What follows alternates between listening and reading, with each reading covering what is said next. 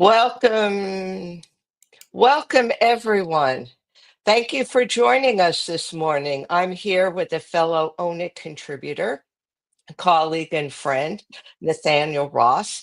And today we are going to talk about authenticity and vulnerability. Authenticity. Are you authentic with your audience? Is that what your audience wants? Are you vulnerable? Do you share personal stories? Do you share things with your audience? And I read a post the other day on social media, and it was from somebody who I had seen some of their YouTube videos. And they had a certain genre. It was more about intuitive things, intuition. And they felt that wasn't them anymore. So they took a different genre. And this different approach was being raw and real.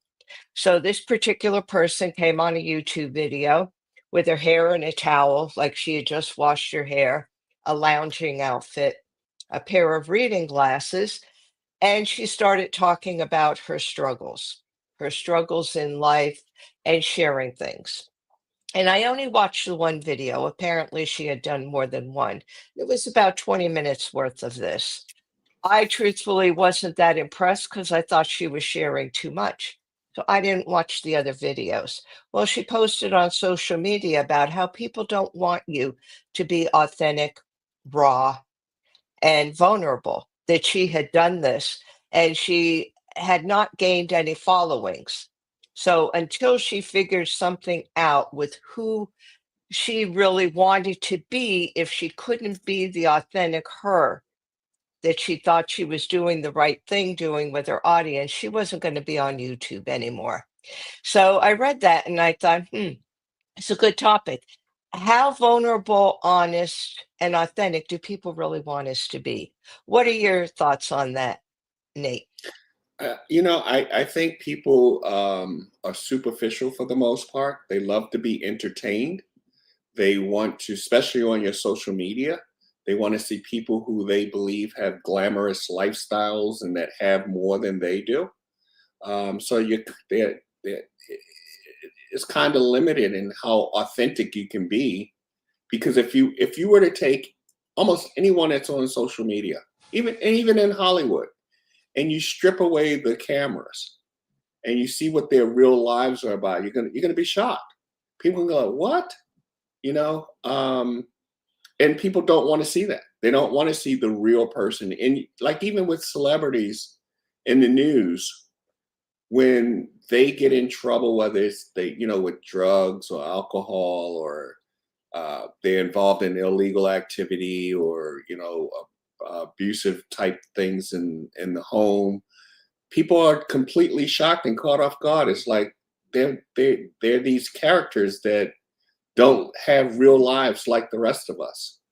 But most people that are watching don't want to see the real rawness, because it's like looking in the mirror and seeing, oh, my stuff is messed up like that.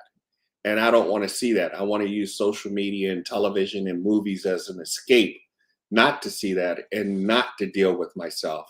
So, from a personal growth and development standpoint, most people aren't ready to see the authentic and hear the authentic message, even though they say that they are. Yeah, I tend to agree with you. I think there's a certain amount of authenticity that we have to have. I mean, if somebody goes on and it's just all glitz, it's all glamour. Uh, they're not being authentic. And I think also the audience could see through that, that what they're doing is really more self-serving, even if they have a message to give, or even if they feel that they're doing a service to others. I think what it says is it's more about me, me, me. It's not Mhm. about my audience. And I don't think people want that either. I think they need that balance. Do you share things? Absolutely. I Yeah, I mean, I was trained in a professional environment. And when I was first being trained in medicine and in cardiology, we were told, even in an office, don't have personal pictures, don't have things, because you don't want to share that with your patients. You need to come off as the professional, that knows what they're doing, that is the authority figure. I'm going back like 20, Yeah. 30 years, and you don't share these things. I've noticed as time has gone on, it's been a little different where people do Mhm. some personal pictures, they have some things, but I still think we need to be careful. I really Yeah. think we need to be careful because there's that boundary between client and, the person and the client, and I think Mhm. it's the same thing on social media, that if we wanna get our message across, if we wanna help people, we still have to have that boundary, that we have to be authentic, a little bit vulnerable, real, but at the same time, we're there to help them. So my take on it is that people are not, like you said, it's a reflection in the mirror. We don't want to bombard them with our personal story and our personal struggles. What they're looking for is an answer to their problem. So if Yeah. they're Well, having, yeah, you go if on. you sharing authentically something that happened in your life that makes it relatable to the discussion, then that's different than just getting on and throwing up all over people with your problems, etc. Right? Right. Like I traveled the country uh, as a training manager for a corporation, for Fortune 400 corporation, and everything is scripted. I mean, everything had to be approved by the corporation in order to do the training, right? And one day I was teaching and someone asked a question, and in order for me to honestly answer the question, I said, "Hey, I got to stop. I got to leave this script, and I need to uh, answer your question from the heart." And I did, and people knew the difference. And at the end of it, they came to me and said, "That was the best lesson that I've ever learned with you being authentically who you are and answering that question." But people know the difference between something that's scripted versus something that's genuinely coming up. Yeah. Yeah. I agree with that. And I think a lot of times when we go on YouTube, Instagram, Reels, any of those video type things, if there is a tendency a lot of times to be scripted. It's a tendency to, I want to know exactly what I'm saying, and I want to sound like the authority, so I don't want to go off script. And I think that we need to go off script. I think people know when we're talking and we're not being really who we are, that we have this script that we're, let me bring Nate back here. We lost him for a second. When people think that you're talking from that script, I think sometimes we almost sound too professional. And I know for myself, I'm a Toastmaster. And for those that aren't familiar with Toastmasters, it's all about public speaking. Well, I study French and I joined a Toastmasters club in French. And I was giving my first prepared speech in French. Granted, it was 5 to 7 minutes. Well, I wanted it to be perfect. So I used a translator and I scripted everything. It was the worst 5 minutes of my life. I could not wait for that green light. They time you 5, 6, and then 7 minutes. I could not wait for that light to come on because I had everything scripted. I was reading it, which meant that I wasn't looking at my audience anyway, because how do you look at your audience when you're reading a script? And this was online. So I had half the screen on Zoom, half the screen was horrible. It was absolutely horrible. The feedback I got was, you sounded too perfect. You sounded like Google Translate. We would have liked to have felt some emotion from you, and we would have liked to have you have your eyes and engage the audience. I had lost everybody. God knows they were asleep. Couple people turned off their cameras. I'm sure at that point they were sleeping and didn't want me to see it. but it was absolutely horrible. And I only did it because I felt uncomfortable giving a speech in a language that I was learning that I wasn't that familiar with. And people would have been happier if I would have gone off script, talked about it, because I was talking about creativity and not being retired, but being rewired. And it sounded it was so off track that I could not believe it. When I heard the replay, I cringed because that was not me at all. And I think that brings up a good example too of when we try to be too scripted, we try to be too much of an authority. It comes off as being false and not Mhm. authentic. What do you think? Well, I think you just gave an example of what we're talking about here. You went into vulnerability. You just shared with us a failure on your part. And this is how people can learn from, here's a mistake that I made. Here's how you can learn from it. And this is not scripted. We talk directly from the heart and from our heads. So they get to see the authentic you. They get to hear the message of something that you did not do well at, which is the authentic mess up, right?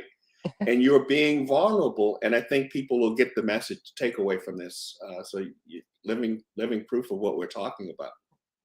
Yeah, and what you said about us being unscripted, we really are. I mean, normally the night before we have the topic. Like we'll pick out a topic and say this morning, I'm filling in, by the way, for Marissa, and I'll give people a topic and I'll say, this is what we're going to talk about. And then it's up to whoever comes on the air, who's ever free on the team to talk about things.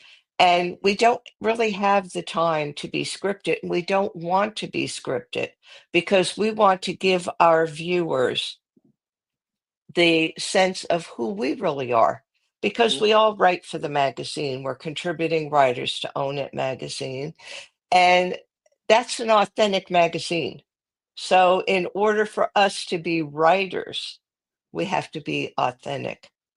So I know I didn't even give us a chance to say who we were because we jumped right into the topic. So Nate, why don't you tell us a little bit also about who you are, how people can reach you? People can reach me on my website, nathanielxross.com, or they can reach me on my nonprofit, abundancelegacy.org. And the nonprofit, it's all both websites are about personal growth and development. So if people have questions or need help with anything, you can shoot me an email from either one of those websites or give me a call, and we can have a discussion to see how we could be of service to you. Oh, thank you. And see, if I had been scripted, I would have known to do this right from the very get-go. We would have done our introductions, not do our introductions three-quarters of the way Yeah. into our program. But I think that's what makes us real. And I am Teresa Palmer, holistic cardiology nurse practitioner, and I help people connect to their heart. And in doing so, I bridge the gap between the Western authentic medicine, which is really important, and also the Eastern traditions, Eastern spirituality, some practices, which too are important to look at the heart from a totally holistic perspective. Not only what we could do for our heart in terms of keeping our heart healthy, but how can our heart keep us healthy? How can we work with our heart? So that's who I am. And on our last segment, what I'd like to do is, how important is appearance when you present on any social media platform? How important is that appearance to you? Can you give us your thoughts, Nate? Well, it depends on who your audience is, who you're trying to reach. From my personal perspective, uh, a lot of people are going in and they're doing. We still got the social norms that we have to fit in. We still have the social biasness, right? So I can come on a social media in a polo shirt or a t-shirt. I can be clean shaven or not shaved. But a woman still has to do the hair and do the makeup, and because that is a society expectation that's put in place there. And unfortunately, people expect what they expect, right? And if you're looking for people to follow you, whoever's following you, got to give them what they want in order for them to follow you. But some of us, and I'm a little on the older side, I'm 64, I'll be 65. Uh, I don't really care about followers. I want to deliver a message, and either people receive the message or they don't receive the message. That's their choice. But if you're trying to get those numbers up, right? I got to get all these followers. Then you need to fall in line with what the expectations are on the different social media platforms. Now, if you were a woman, would you do the makeup, the hair, the glitz, the glamour? What would you do? If I wanted the followers, I would do it. But if I just wanted to deliver my message, I would not. That's an And interest. I think we talked a little bit backstage before we went live. Um, being just being who you are is so important. And some people just aren't ready to see who people really are. They just want to see the television show. They want to see the social podcast that's going to tell them and make them feel what they want to see and what they want to feel. Because if we're ourselves, authentically, right, and we don't put on the women, don't put on the makeup, they may have a great message to deliver, but the audience is not going to be receptive to it because it wasn't packaged the way that they wanted it to be packaged. But then those are the people who aren't seriously, and I'm sticking specifically now to personal growth and development. They're not ready. So as far as I'm concerned, if they're not ready, I don't care, because we can meet people where they are, or they can strive to become better, right? And my audience is, I want people who are striving to become better, not focusing on the hair and the makeup and the type suit or dress that you're wearing. I want the person to go, how do I make my life better? How do I introspectively look at me and make me the best version of me? So again, it all comes down to what someone's looking for. I like your take on that. I myself like to look good. Yeah. I'm not ashamed to say that. I always like the hair, the makeup. I'll even wear a little bit of minimal makeup when I'm going out to play pickleball. So that kind of gives you a sense that, not that I'm glitz and glamour, because I'm Hmm. really not. I'm not all the glitz, the diamonds, the cleavage, the whole thing. No, that's not really me. But I do like to look good. I like to present myself when I'm on a video. Yes, I take the time to get hair, makeup. I'm still learning a little bit more about makeup, because sometimes I watch replays of things I did and I say, oh, I kind of look like I was kind of blending in there with the scenery. So maybe I could learn a little bit more. But I think you're absolutely right. I do it because that's who I am. Yeah. I don't do it because I feel that that's what's going to get me followers. It makes me feel good. And that's why I do it. And it's a part of me.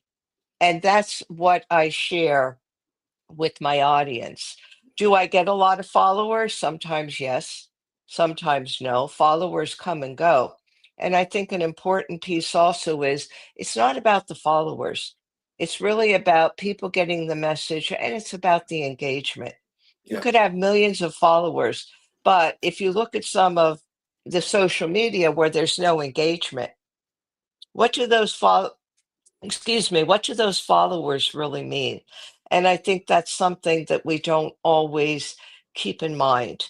Uh, that's probably a good topic too when we do the author's corner tomorrow, because if you're a published author, you're told to sell books, you're told to get everything out there, and you're told to have a large email list, and you're told to have a large following. But at the same time, if those people aren't engaged with you, Yep. what does that really do? Now, Yeah. I would rather have 3 followers that have a great conversation with me, that appreciate and have grown from what I have to say, or have a different opinion about it and open me to a different opinion, a different way of doing things, than have a million followers that really are just tokens. They're just there. Yeah. They're not doing anything. So, with your closing words, Nate, what would you tell people about this authenticity, vulnerability being accepted? I would say, look, it's like everything else in life. You got to be balanced. You got to be balanced in your approach with your how much you share. You got to be balanced in how much how vulnerable you are. Because if you share too much, you're going to shut people down. Because nobody wants to hear your problems. We all got problems, right? If you're too vulnerable, now you're also telling people how to take advantage of you. So it's all a matter of striking the right balance based on the environment that you're in and the environmental influences of the people that you're around. So knowing who your audience is and then delivering whatever message in a way that they can receive it. Yeah, I thank you so much for that. I agree. I'm going to echo some of what have you said. I think it's important that, yes, we have to be our authentic selves, because if we try to be who we're not, then people see right through that disguise. But at the same time, nobody wants us to be so raw, so vulnerable that we're really spilling our guts and really spilling everything on social media. I don't Yeah, think that's appropriate either. I think we need to find that balance. And as we close out here with the closing music, I thank you for joining me, Nate. Is there anything my else that pleasure. you want to say before we cut? Yeah, because let me if I can share a quick story that happened. Sure. It happened today. Sure. Um, I do. I'm here in Thailand, and we went. There was a family that needed some help. 86-year-old woman in the hospital, public hospital. She has a daughter, and then her daughter has 4 kids, and then they got the grandkids. And we went there to give them money so that they could afford to buy food and pay some bills, etc., so forth. But we had to walk through the hospital rooms, and the patients are all just laying in the beds there. And the energy was just being pulled from me. It was so sad and helplessness that was there, and the energy was being pulled from me. But I share this story because I'm standing there as someone part of a foundation that I belong to, Birdie Foundation here, and we're helping this family out. But and they're looking at me like, oh, this great guy, or looking at the two of us like, oh, these great guys are coming in and making these contributions. And I broke down and cried. Uh, And I'm like, it wasn't because I was vulnerable. I didn't intend to be vulnerable, but it was authentically what I felt at the time, right? Um, I would never show something like that on social media, but people need to understand that, if you're in a position of leadership, it's okay to cry and to be vulnerable if it's done at the right time and in the right spirit of things. So that I just thought I would share that. I thank you for sharing that, because you did share your story about being vulnerable and that men could be vulnerable. So, Yeah, and I think sometimes we don't always appreciate that, because sometimes men are taught, oh, I have to be strong, I have to be this, I have to be that. But yeah. thank you for sharing that. And now I'm going to be authentic, because I'm going to put on my glasses here, which I normally don't like to wear because I'm not that thrilled with them But they anyway. look good on you. Thank you so much. A little bit of my vanity here as we use our music and our sponsors to end our program. So, everyone, thank you for joining us, whether you're live, whether you're watching the replay.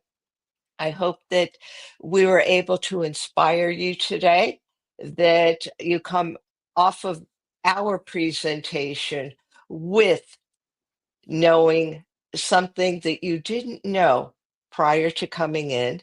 And I thank you all. So from Own It Magazine, thank you all our subscribers. Everyone have a good day. Thank you, Nate, for joining me.